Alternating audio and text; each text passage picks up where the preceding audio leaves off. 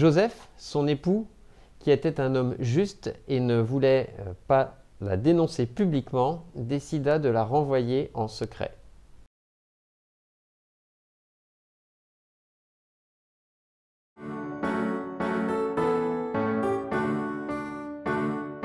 Pour le petit témoignage, au début de ma vie professionnelle, je priais Saint Joseph tous les jours, je lui confiais mon travail, j'étais sur des missions un petit peu délicates.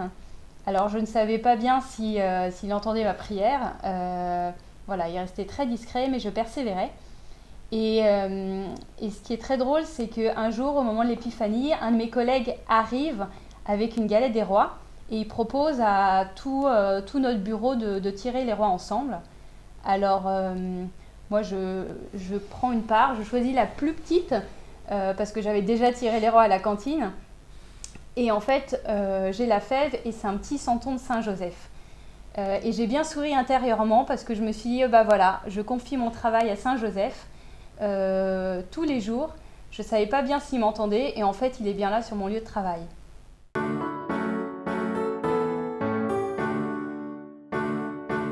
Alors pour vous partager notre ressenti sur ce texte, en tout cas, ce qu'on trouve quand même particulier, c'est que Joseph, dans cette situation, il doit quand même se demander ce qui lui arrive. Parce qu'il n'est pas encore marié, il découvre que sa femme attend un enfant. C'est quand même pas facile comme situation. Et voilà, et Joseph, qu'est-ce qu'il fait? Il prend la décision qui lui paraît être la meilleure. C'est-à-dire qu'il décide de protéger Marie, il ne veut pas la dénoncer en public parce qu'il faut savoir qu'à l'époque, la loi disait qu'une femme adultère était, risquait la lapidation et était dénoncée en public. Et donc on voit que Joseph, mais voilà, il ne parle peut-être pas beaucoup dans la Bible, mais il agit. Et il agit en essayant de prendre les meilleures décisions qu'il puisse prendre.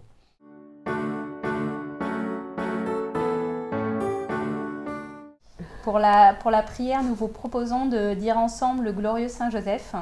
C'est une prière qui existe déjà, que vous pouvez d'ailleurs retrouver sur Internet. Ô glorieux Saint Joseph, chef de la Sainte Famille de Nazareth, si zélé à pourvoir à tous ses besoins, étends sur nous ta tendre sollicitude et prends sous ta conduite toutes les affaires spirituelles et temporelles qui les concernent. Et fais que leurs issues soient pour la gloire de Dieu et le salut de nos âmes. Amen.